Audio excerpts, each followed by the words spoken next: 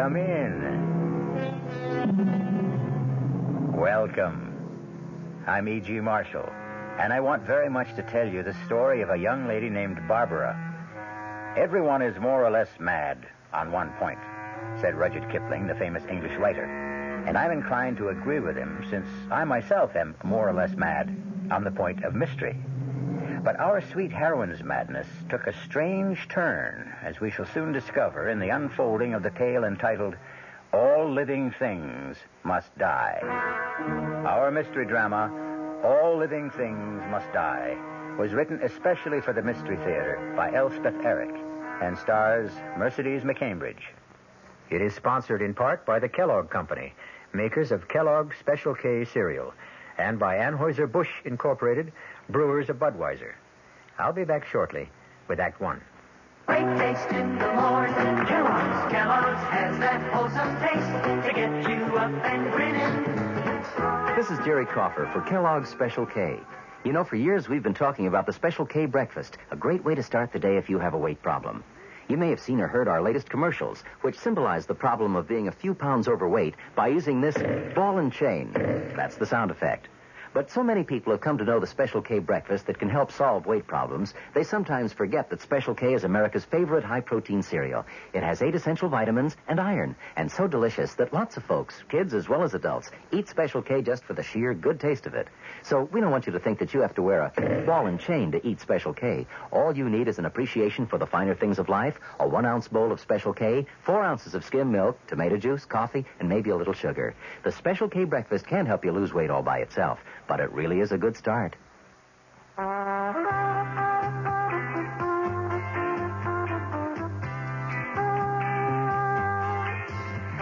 matter what you're saving for, that's what Suburban Savings for Suburban.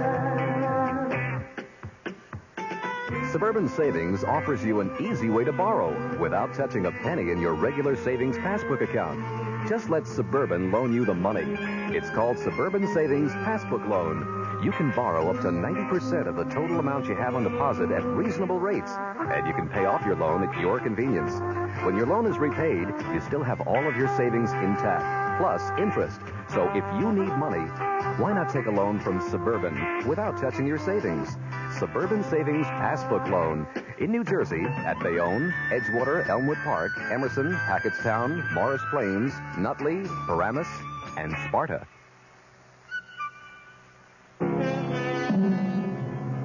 Now begins our story of the lightly demented Barbara, a lovely lady of 31 or 2, even 4 or 5. But as we now discover her in the living room of her suburban home, she could be younger than springtime. She could be spring itself. I love you. I love you all. You are my darlings, my pets, my very own treasures. Oh, how beautiful you are, and how much I love you. Why? Well, that can't be Frank. He never forgets his key.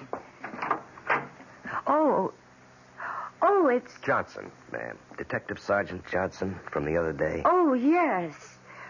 Come in. I didn't realize you'd be back. Well, I was just checking up.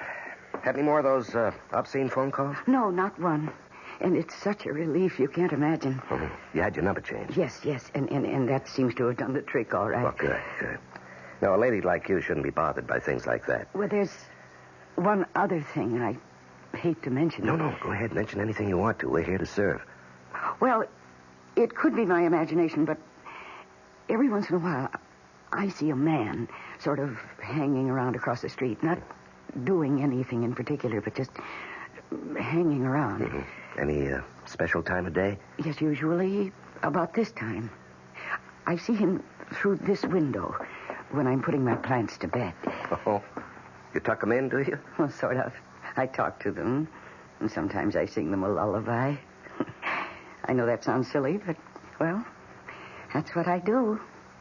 And then sometimes through the window, I think I see this man. Well, it's kind of hard to see out this window, ma'am. The plants sort of get in the way. Yes, I know they do, but they like it here.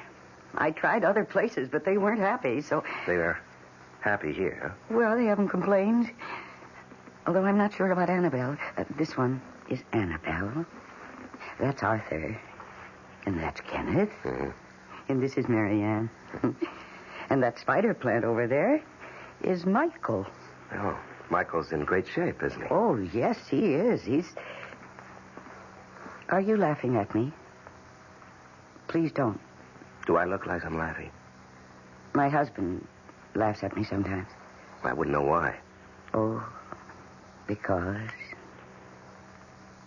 Now, you see this one, Marianne? Mm-hmm. Well, you take a close look because you won't see a Marianne every day in the week. Well, Marianne is, well, she looks like ivy to me. Yes, but her leaves are heart-shaped. Can't you see? Each one is shaped like a perfect little heart. You know, you're right. Yes. There are more than 200 varieties of ivy. Did you know that? No, I never did. Hey, what's going on here? Oh, Frank. This is my husband. Frank, this is Detective Sergeant Johnson. Ed Johnson.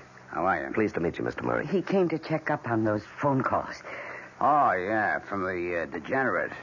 I told Barbara she should answer him back in his own language. Oh, Frank, please. Let him have it. Give it to him right between the eyes. The ears, I should say, in this instance. Well, I'll be getting along. Well, I'll show you to the door. Say, listen, why can't you catch those freaks? Thank you for coming around, Mr. Johnson. Yeah, sure. I'll stop by again if it's all right with you. Oh, anytime, practically. I'm almost always here. And take good care of Annabelle. Oh, I will. And don't let Michael grow too fast. I'll do my best. Good night, Mrs. Murray. Good night, Sergeant Johnson. And thank you. Now, don't you mention it. What was all that about? Oh, I told you. The phone call. I mean, all that whispering, all that buzz at the door just now. Oh, we weren't whispering. Well, what were you talking about? That I wasn't supposed to hear? Nothing. He just said, I don't know, something about the plants, that's all. What does he know about plants? Well, nothing much. When he was here the first time, and just now before you came in, I told him about them. He knows that I talked to them and that they have names. He was just being friendly, Frank. That's being friendly? Dropping in all the time when I'm not here? Only twice. This was only the second time. He's a kook like you. Freaked out over a bunch of plants. He was only expressing an interest. What's interesting about a bunch of plants with no flowers? Look at them. They take up the whole window. You got them strung all over the place, up to the ceiling, hanging down. They're vines, Frank. There's silver lace and philodendron and ivy. Now, whatever they are, they're dumb. Plain dumb. I wouldn't object to a nice pot of tulips, something like that, sitting on a table. Like a nice spot of color or a hyacinth. They smell good. But these things... Don't hurt them. Don't. I got no use for them at all. Get rid of them, why don't you? No, never. You can't make me. Oh, boy, you sure cry easy. What did I say was so terrible? You said get rid of them. Well, all right. Forget I mentioned it.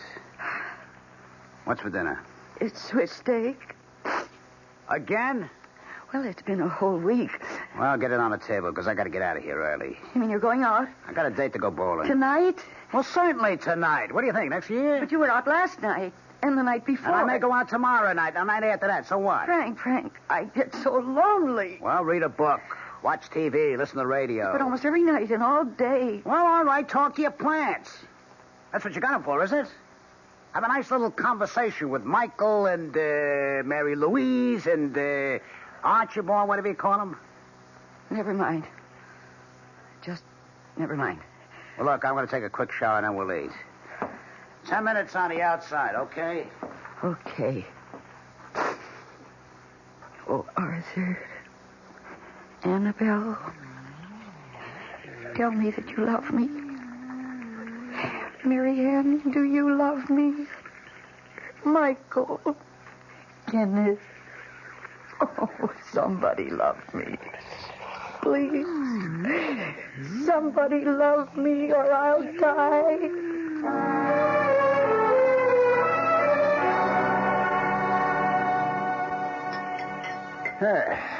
That Swiss steak wasn't bad at all. Thank you. Got any dessert? Just fruit.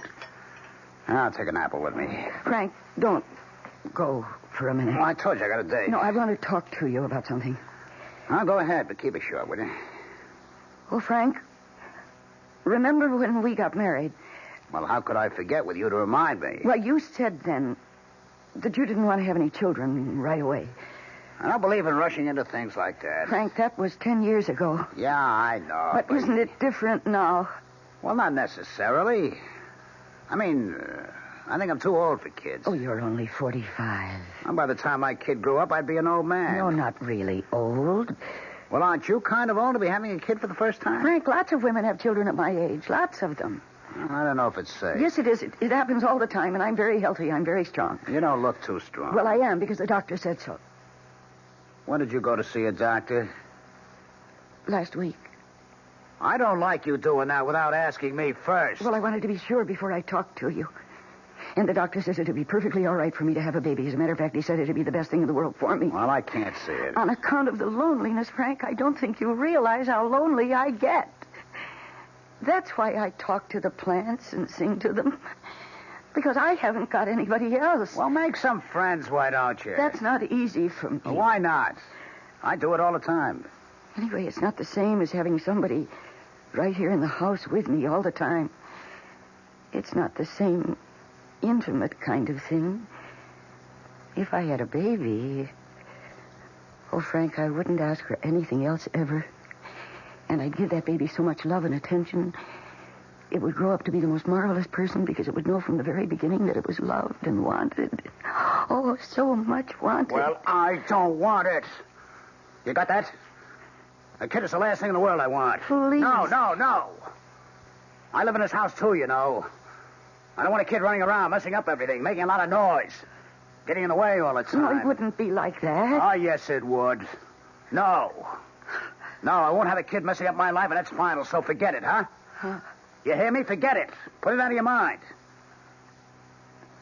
Okay? Well, I gotta get going. Guys are waiting for me at the bowling alley. Frank. All right, now what? No, I won't keep you a minute. I haven't got a minute. Please, less than a minute. Well, okay, spill it.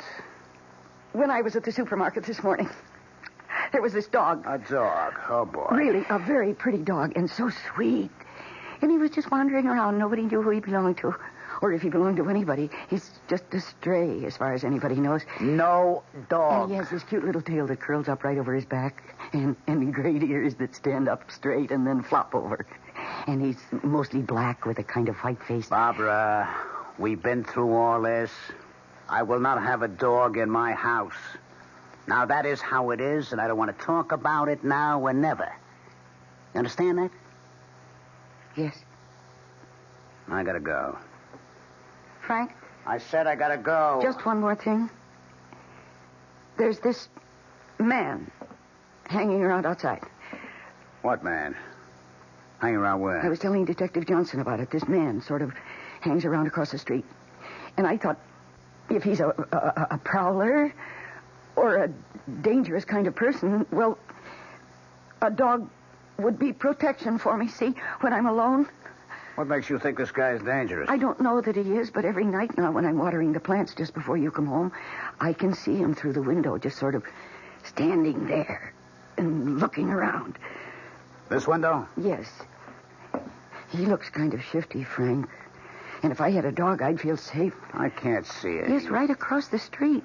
I can't see on account of these dumb plants. Don't hurt them. Why do they have to grow them so damn Well, long? just part them very carefully. Here, let me. Oh, no, I can do it. There. Can you see that man? I see him. Barbara, you're a nut, you know that? Why am I? That's the guard they hired at the high-rise. They pay him to watch the building. Of course he's here every night. That's what he's paid for. I didn't know that. Are you trying to con me into letting you have a dog for protection? Well, it won't work, Barbara. The answer's still the same. No dog, no baby. Just be happy with these dumb plants. They're bad enough. Taking up the whole bloody window, spilling all over the place. I hate you. Yeah, look, I'll let you keep them. I hate you. I wish you were dead. What did you say? I said I hate you. I wish you were dead. Did you really say... Hey, what? What's this? The bloody plants are on my neck. Oh. Hey, Barbara, they're all around me. They're choking me. I can't get them off. Hey, Barbara. Barbara, they're too strong. Barbara, don't stand there. Get them off. No. Get the scissors. Barbara, the scissors. I hate you. I hate you. I want you dead.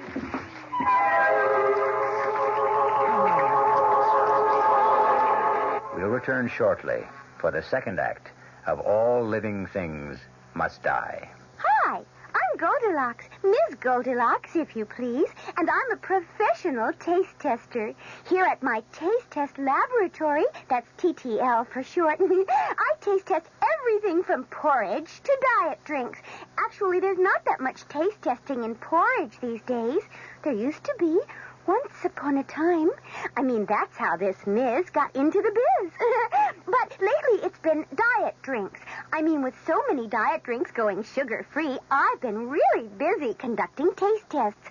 A rather unbearable assignment, to be sure. But then I discovered sugar-free diet 7-Up. Fresh, natural, delicious. My only problem is that sugar-free diet 7-Up tastes so good that it broke my Goldilocks diet drink taste-o-meter. Well, sugar-free diet 7-Up certainly has my seal of approval. This one's just right. Hey, Mom, what's for dinner? Hey, Mom, what you got? It's time to get ready for the great outdoors, and your ShopRite supermarket has everything you'll need for cookout dinners and fun in the sun. And for this week's dinners, ShopRite is featuring whole grade A frying chickens, just 37 cents a pound. Roasting chickens up to 4 pounds, 47 cents a pound. Choice rib steaks, $1.19 a pound. ShopRite Franks, 89 cents a pound. Get all your outdoor cooking equipment and many great food values at your ShopRite supermarket. She loves the family. She wants the best. She does all that she can do. She lets ShopRite do the rest. Hey, Ma, what's for dinner? ShopRite has the answer. Macy's store-wide spring sale blossoms all this week with beautiful values in every department, every Macy's store. Values like a 40-piece Nyko ironstone service for $8, regularly $55, now just $39.99. And hand-cut lead crystal selection of Hostess items, regularly $15 to $25, now $9.99 to $14.99. Save in every department all this week. Macy's store-wide spring sale. This is WOR New York and RKO General Station. Now for the second act of All Living Things Must Die. It is a year later, and our heroine no longer lives in the little suburban house, nor is her name Barbara Murray. She lives in a cheery little 2-room apartment, and she is married to Detective Sergeant Ed Johnson. But Kenneth and Arthur and Mary Ann and Michael and Annabelle, all the plants are grouped together in the largest window, and all appear to be in the best of health. Baby boat's a silver moon sailing on the sea. Big. Oh, he's home. Ed? Hello, sweetheart. Hello, darling. Hey, watch out. What have you got there? Oh, just a little addition to the family. What? What is Well, it? let me get the paper off, will you? Okay. Ah? How's that, huh? Ed. Oh, it's beautiful. You know what it's called? Yes, do you? Sure, Purple Passion Plant. Oh, that's right. Yeah. I thought it was very appropriate for two people who've been married a month. Oh, it is, Ed. It's beautiful. And you were so sweet to think of it. Well, there's something else I've been thinking of.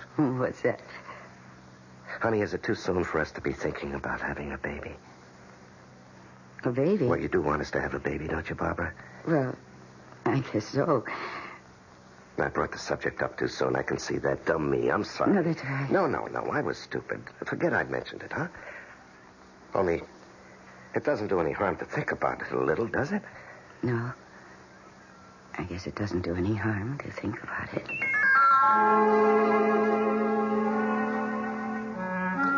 Oh, Cleopatra. You're growing very nicely, dear. Would take a little while before you'll be as long as Annabelle. And you'll probably never be as long as Michael. But then very few plants are. But you're so healthy and strong. And I love your purple leaves. You're very beautiful, my darling. Yes, you are. Oh, he's home. Darling? Darling, you're home. Yep, I'm home. Hey, look what I brought with me. Why? Oh, no, it's a dog. Uh-huh. Oh, isn't he darling? Yeah. He wandered into the station house about a week ago. We've been feeding him, and he's been sleeping there. Look, his tail curls up over his back. Yeah, he's got a great disposition. Oh, my.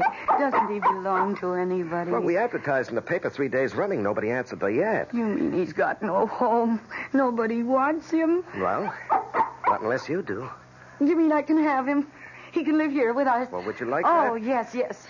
Dog, I guess you got a home. Oh, I love him. Dog, you got yourself a mother. Look at him. Look how he's looking at you. Yeah. Come here, dog.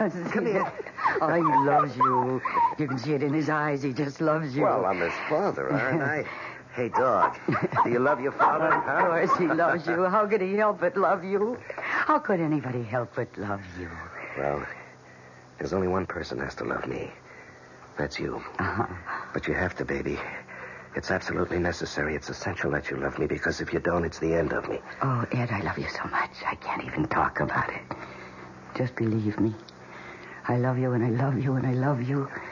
When you're here and when you're not here, and when you're asleep and when you're awake, and when you talk and when you don't talk, and when you look at me and when you don't. I love you all the time. Hey, that's a lot of love. I've got more. More? Anytime you need it. Barbara.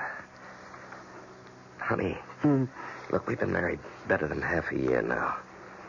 When are we going to start having a baby? Oh, I don't know. Pretty soon? I guess. You want one, don't you, honey? Yes. Well, when do we? Well, sometime. Well, sweetheart, we're not kids anymore. I know that. You think I'm putting the pressure on you? I shouldn't do that. I didn't mean to. No, that's all right. No, I won't do that anymore. You just got to tell me when you think is the right time. I won't bother about it anymore. Oh, Ed, Now, what are we going to name the dog?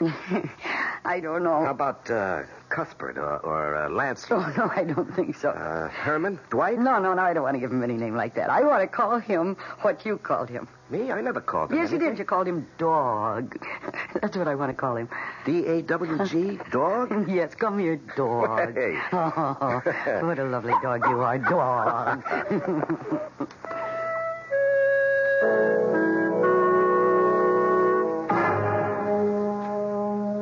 Hi, darling. Hello, love. How do you feel? I feel marvelous. Well, you look marvelous. How's the family? Well, I've been giving Annabelle a little too much water, but everybody else is fine. Oh, I brought you a present. A first anniversary present. Well, I have one for you, too. Here. It's an engagement ring. You never had one. Oh, Ed, this is lovely. Do you like it? Oh, yes, I love it. Almost as much as I love you, and Dog, and Annabelle, and Kenneth. Hey, watch it. And I got you a ring, too. A what? Yes, a wedding ring, because you never had one. Oh, hey, Yeah. that's nice. That's real nice. Is it okay for a man to wear this? Well, it just shows everybody that you're married. Well, everybody knows I'm married. Does everybody really know you're married? Well, I talk about it all the time. Do They you sure- really? Do you sure. talk about it? Well, I'm married to you, so naturally it's you I talk about. I bet you bore everybody to tears. Yeah, I bet I do. Of course, there always comes a time when they break in and say, any kids? You got any kids? Yes, I suppose they do say that. And, of course, I say no, and they say, well, why not? And I don't know what to say. Ed, I'm so sorry. Honey, why not? You have to tell me. Well, it's a feeling that I have. Well, don't you want to, baby? I always thought you were the kind of woman who'd want a family. It's hard to explain. Well, you've got to try. Okay, I'll try. Only yet I don't think you're going to like what I'm going to tell you. Anything. I want to hear anything you have to tell me. Well, I have to go back to the night that Frank died. Frank? Yeah. What's Frank got to do with it? I'm going to tell you if you listen. Yeah, I'm listening. Go ahead. Well, you remember when I called you that night and I told you that Frank was dead? You remember that? Yeah, sure. Of course I remember. And you came over with the others and you asked me how it happened. Yeah? And I said I didn't know. I said that Frank was going to go out bowling and he must have been in a hurry. And the room was dark. And he must have stumbled into the plants and got tangled up in them and he couldn't get out. Yeah, but he was strangled by the plants, baby. It was a freak accident. No, that isn't what happened at all. Honey, are you trying to tell me... I don't know. Are you trying to tell me that you pushed him or something? That you wrapped the plants around his neck? I didn't. All right, now, wait a minute. Maybe you better tell it to me from the beginning. Well, you remember Frank came home that day while you were still here. Uh-huh. And then you left. And he told me to hurry up with dinner because he was going out. And I got upset. I told him I get so lonely here. Lonely every night. Almost every day. Read a book, watch TV, listen to the radio, talk to your plants. That's what you got them for, isn't it? So after dinner, I said I wanted to talk to him about having a baby. A kid is the last thing in the world I want. And I think maybe it was then that I got the idea. What idea? It just seemed awfully important to me to get Frank over by the window where the plants were hanging. So I told him that there'd been a man hanging around outside across the street. What man? Hanging around where? And he started walking toward the window. And I started feeling this awful, wild excitement. The nearer he got to the window, the nearer he got to the plants. And then I said it. Said what, honey? I hate you. I said, I hate you. At first, Frank didn't hear me. Or maybe he didn't believe his ears, but I said it again. I hate you. And then I said, I wish you were dead. He heard me say that. Then what happened? He started to look angry, and he made a little move toward me, and it was then, when he started to move, that the plants moved. They moved faster than anyone would think plants could move, and they wound themselves around his neck.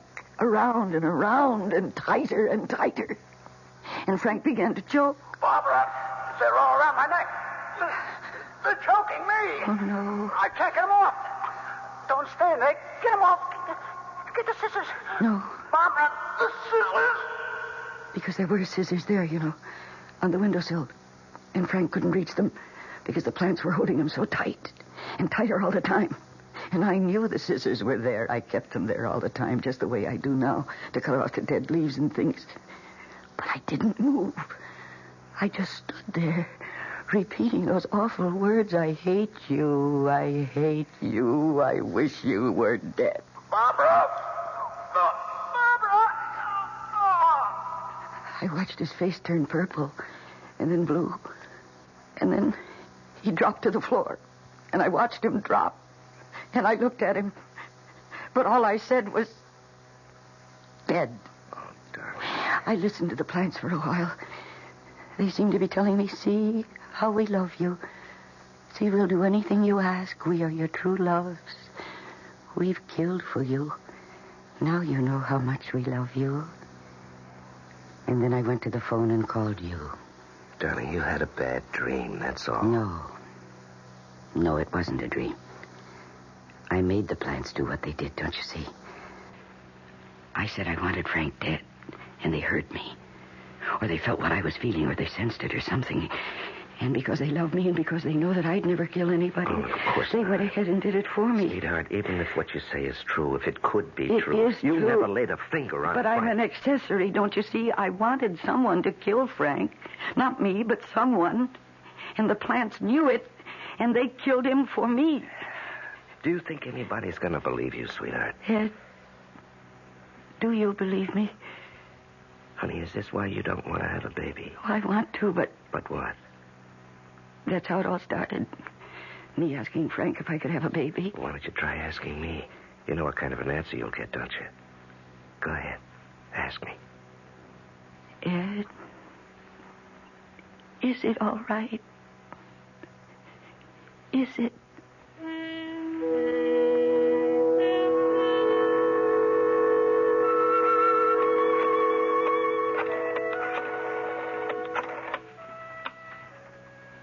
Hello. This is Mrs. Ed Johnson. Yes. Well, I saw the doctor a couple of days ago, and he was going to have a test made to see if I... Oh, you can't tell me. It is? Really? Really? Yes, I believe you. Thank you very much. It's true. It's really true, dog. Michael, Marianne, I'm going to have a baby. Annabelle, it's true. Kenneth, Cleopatra, Arthur, finally, I'm going to have a baby. What do you think about that? Are you pleased? Are you happy? Tell me what you think, because you're very important to me. Yes, you're my best friend. I'm not young anymore, and there are people who think I'm, well, strange. I'm too emotional, that's what they think. And they may be right. How do I know? So please, tell me, because I trust you. Is it all right for me to have a baby? You really think so? Ed! Ed, it's true! I just called the doctor's office and they told me it's true. I'm going to have a baby, Ed. Tell me, is it really all right? We'll be back shortly with Act 3.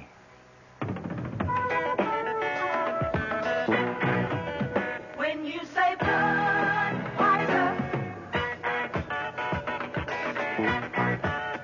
When you say Bud, you've said a lot of things nobody else can say. When you say Bud, you've gone as far as you can go to get the very best. Yeah. When you say Bud, you tell the world you know what makes it all the way. When you say Bud, you say you care enough to only want the king of beers. there is no other one. only something less. Something less. The king of beer is being all the rest. When you say Budweiser, you said it all. You said it all. Anheuser-Busch, St. Louis. Macy's store-wide spring sale blossoms all this week with beautiful values in every department, every Macy's store. Values like all wool pile oriental design rugs, regularly $200, now just $150. Save in the rug department on worsted wool, imported, woven Saruk, and Kerman designs. Save in every department all this week. Macy's store-wide spring sale. Aren't you glad? Aren't you glad for things that make a happy day? Aren't you glad? Aren't you glad you found a love to grow and stay? Aren't you glad that we're pulling together? Aren't you glad that we're feeling free? Aren't you glad? Aren't you glad? Aren't you glad? Aren't you glad? Aren't you glad? Aren't you glad just to be? Aren't you glad? Aren't you glad for feeling cool and clean all day? Aren't you glad? Aren't you glad you've done your best to stay that way? Aren't you glad that we're getting together? Aren't you glad that the people smile? Aren't you glad you use style? Aren't you glad you use style? Aren't you glad? Aren't you glad you use style? Aren't you glad? We're still in a little two-room apartment, and the plants still hang in the window, but everything else is different, for it is precisely 8 months since we last heard her voice. There. They're gone. Ed, they're gone. What's that, honey? The movers have gone. They took the last chair out just now. Oh, I hope they don't break anything. Oh, sweetie, they won't. Don't worry about Oh, it. I don't worry about anything anymore. Do you mean that? Sometimes I try to worry, because after all, I used to worry all the time. I mean, I worried all my life, but now I can't worry. I've forgotten how. It's being pregnant. Well, maybe I ought to try it. Oh, I'm so sorry for you, you know that. How come? Being a man, you can't ever be happy the way I'm happy. I've got my own way. I feel so complete, so... So fulfilled? I guess so. As though there'd been something missing from the day I was born. And now I've got it. I was so unfinished before, but now I'm complete. Just you wait till we get settled in the new apartment, baby. Wait till we get the little baby's room decorated and the crib moved in and all that other stuff. Shouldn't we go over there now? Well, I suppose we ought to give the movers time to get there. No, I want to go now. I can't wait. Yeah, neither can I. Oh, honey. Isn't it wonderful how we always seem to feel the same way? Oh, honey, you never have that other feeling anymore, do you? What feeling? You know about how Frank died, the plants. Oh, that. You don't ever feel that maybe you shouldn't have a baby? Oh, no. Well, when you first found out, you weren't too sure. Oh, but that was 8 months ago. That was before I started feeling the baby grow. Before I knew that it was going to be my baby, my child. And then I knew that if there ever was anything that was right, having this baby was that thing. And Frank? You ever think about him, about that night? I'm not sure it ever happened. I'm not sure it happened the way I said. I think probably you were right. I dreamed the whole thing. It was an accident, Barbara. Frank and the plants. It was a freak accident. I guess so. Now, come on, let's go over to the new apartment. Movers ought to be almost there. Yeah, okay. I'll take the plants down. Oh, no. I want to do that. No, honey, no. I don't want you doing things like that. Not now. 8 months. Holy cow. Oh, don't be silly. I know just how they're tied up because I did it myself in the first place. Come on, hand me the scissors. They're right there. Baby, I can cut the strings. I think I ought to. No, really. They wouldn't like anybody else touching them. I know what you can do. You can get those cartons we saved to pack them in and all that tissue paper. Go on, you do that. That'd be a big help. Okay, if you say so. Oh, here's the scissors. Right. Only take a minute. Yeah, I'll be right back. Now then, here we go. Now, Cleopatra, let's get you down first. No, Michael, you'll have to wait until last because you're so long and strong. It'd be hard to separate you from the others. Oh, gee, it's hard to reach. I don't know if I can... Oh, maybe I should have let Ed take you down. My arms hurt. Isn't that funny? I never had any trouble before. Well, of course, it's being pregnant. It's this baby I'm carrying around with me. Are you a boy? Or are you a girl? Or are you twins? I think you're twins. Wouldn't that be heavenly? An old lady like me having twins. A boy and a girl? Oh, I don't care. I don't care about anything anymore. Except my husband and my child. I don't even care about the plants. Isn't that strange? For so long, so many years, they were my dearest friends. They were my only friends. And now, they just don't matter anymore. I know what I'm going to do. I'm going to leave them. Right here. You don't need them. We've got a new place to live. We're going to have a baby. We have each other. We don't need these old plants anymore. They can just stay right here. Ed! I just decided that we don't... No, don't. Get away. Get away from me. Ed, it's the plants. They're choking me. Ed, the plants. Yeah, I got the cart. Barbara. Oh, my God. They're choking me. All right. The scissors. Quick. I can't breathe. Yeah, all right, I've got him. It's all right. It's going to be all right. Barbara.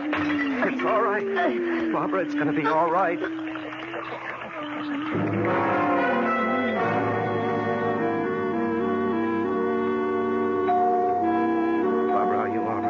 What'd the doctor say? He says I'm all right. I can go home. Did you tell him? How could I tell him? I made up something. I said I got tangled up in the clothesline. That was the first thing that came into my head. Anyhow, he didn't ask me many questions because he could see that I wasn't really hurt. I was just scared. Oh, you sure had me scared. Well, they didn't hurt me much, really, the plants. Well, why should they hurt you at all? You love those plants. Ed. While I was taking them down, it was harder than I thought it would be, and my arms got tired. Well, I told you to let me do it. And I stopped for a minute, and then I thought, why am I bothering with these plants? Taking them down and carting them to the new place and then putting them up all over again. So I thought, I'm not going to do that. I'm just going to leave them. I'm happy. I've got everything I want. I don't need them. I even think I said that out loud. And they heard me. Now, Barbara. But it wouldn't have made any difference. They didn't have to hear me say it out loud. Because they knew what I was thinking. Honey. No, you see, you can't live that close to somebody for so long and so close without knowing what she's thinking. And they knew that I was going to go off and leave them. After all our years together, I was going to abandon them. I didn't care anymore what happened to them. And they knew that. Oh, no, it's just hard to conceive of plants. They wouldn't have killed me, Ed. They didn't even really mean to hurt me. They were just saying, don't go. Or if you must go, take us with you. You can see that, can't you? All I know is I came into the room and I saw you with the vines around your throat and you were saying, joking me. Get the scissors. Well, I got those scissors so fast. They were right there on the windowsill, and I cut those vines so fast. Boy, you had me worried, baby. Oh, you must have fainted by then. Yeah, and I picked you up and put you in the car, and you came to before we got to the hospital. And here I am, and I'm all right. Yeah. Barbara, you don't suppose I hurt the plants, do you? I just slashed away. Well, I don't suppose you cut them down very carefully. Oh, heck no. Oh, they'll be all right. I'll trim them properly when we get back. You're not going to leave them there? You're going to take them to the new apartment? Yes. Yes, I am. I don't know what I was thinking of. How could I just go off and leave the things that I've loved and that have loved me? I can't walk out on them. I forgot that. And they were trying to remind me. Yeah, I guess you're right. But then you always are. Well, I'm right about this. Yeah. Well, let's go, huh? Yeah. Oh, poor Cleopatra. Why, poor Cleopatra? Well, I knocked her on the floor. You what? Yeah, when I was trying to cut you loose, I knocked Cleopatra on the floor, broke the pot and everything. You mean she's lying there? The pot is broken and she's lying there on the floor with no dirt? Yeah, I guess so. Oh, Ed, come on. Now, Barbara. No, hurry up. We've got to get there before she dies. Look, honey, please, let me do it. There she is. There's Cleopatra. Let me do it, honey. You just stay there. Let me Look pick out, her up. Ed. They're angry. Ed, they're coming for you. No, it's all right. Ed, please get out of the way. Stand back. Let me do it. You think they're going to let you do it? Of course they are. Of course they are. Aren't you, my darling? Aren't you? Ed, hand me that earthen pot, the one right there. No. Your roots haven't been out of the earth for very long, my love. Now, gently. No, I'm not hurting her. See, Michael? I'm being very gentle. I'm putting the good earth in the pot. See, Michael? Ed, get me some water, just a little. Honey, I don't like leaving you Don't here be silly. with I'll be perfectly all right. Okay, I'll be right back. Now, you see, Michael? I'm scooping up every last bit of the nice brown earth, and I'm sifting it through my fingers. See, Annabelle? See, all of you? Oh, very carefully with the beautiful, loose brown earth. Here you are. Now, we put a little water in. Not very much, because the earth wasn't very dry. There's some plant food on the windowsill. Yeah, I got it. Here you are. Now, we mix just a little of it into the soil. There we are, like that. And now, Cleopatra, my love, let me pick you up. I'll hold you for a second. And don't be frightened, my dear. No. And put your little roots into the dirt. Very gently, very carefully. And press the dirt down around them. And then we add the rest of the dirt, almost to the top. And we press it down. Not too hard, just enough to make you feel safe and secure. There we are. You see, Michael? Marianne? Annabelle, see? She's going to be all right. You think she really will be? Oh, yes. Yes, I'm going to set her here on the windowsill and let the sun pour all over her. Well, shouldn't you start taking down the other plants? No, not yet. They've had an awful shock. Yeah, but, honey, the furniture movers at the other apartment, they must be going crazy wondering where we are. Well, you go. You take the car and go over there. What about you? Come back for me later. Okay. Like, in an hour? Well, make it a couple of hours. Okay, baby.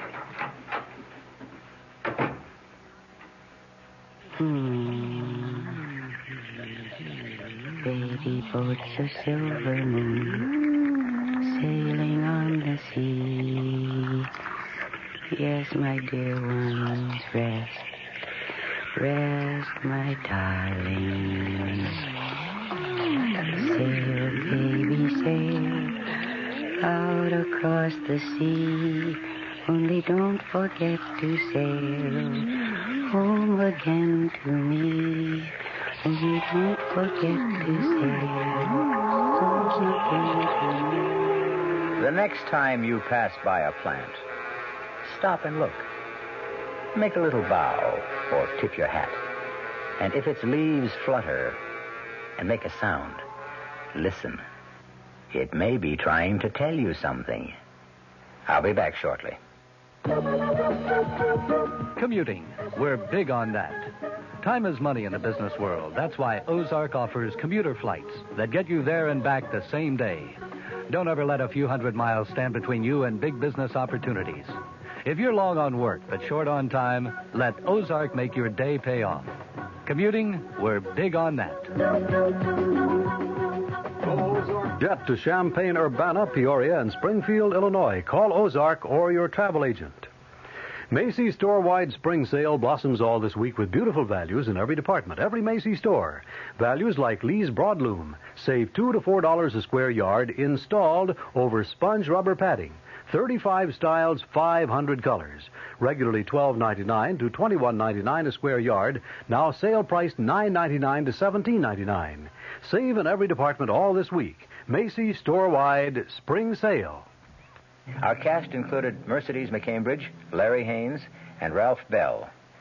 The entire production was under the direction of Hyman Brown. Radio Mystery Theater was sponsored in part by new sugar-free Diet 7-Up. This is E.G. Marshall inviting you to return to our Mystery Theater for another adventure in the macabre. Until next time, pleasant dreams.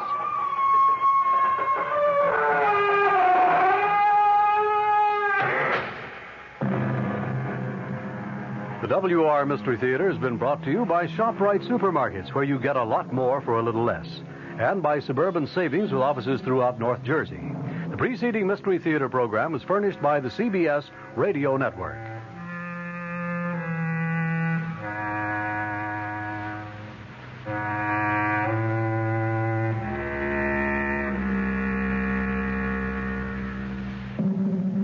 Stand by now for a chilling moment from tomorrow night's WOR Mystery Theater drama.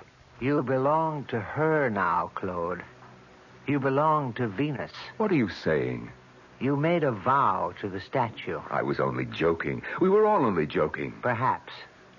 But she took it seriously. But it's only a statue. It's the statue that stood in the shrine of the Temple of Venus. It is the Venus herself. But what does she want? She wants you. I didn't mean it. You saw it was all in fun. She wants you, Claude. She wants to love you. And then, as she's done so many times in the past, she'll kill you.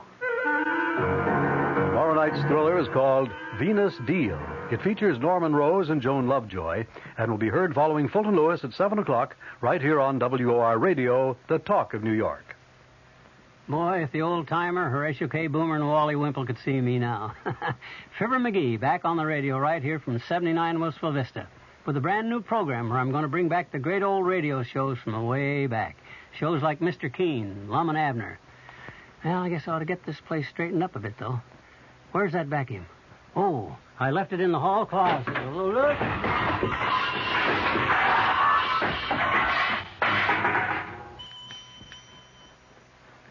Hear the good old days of radio tonight at 9:05 right here on WOR New York and RKO General Station. I'm Fulton Lewis in the Mutual Broadcasting System studios in Washington, D.C. Now, my commentary. President Nixon goes before the television cameras and radio microphones tonight to explain to the nation why he will only partially comply with a House Judiciary subpoena for tape recordings of some 42 White House conversations. It is not known just how partial the president's compliance will be. Most bets are that he's going to deliver some of the tapes in their entirety. Others may be edited with discussions which the president feels are not germane to the House committee's impeachment inquiry excluded. In some other cases, Chairman Peter Rodino's panel may just get written transcripts of the tapes, not the tapes themselves.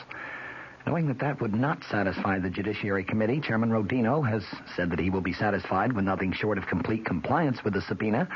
President Nixon tonight is likely to strike out at some happy middle ground, or a middle ground that he thinks would be happy, selecting perhaps some mutually acceptable third party who would vouch for the authenticity of the transcripts and who would ensure that any areas which are edited out are in fact non-germane.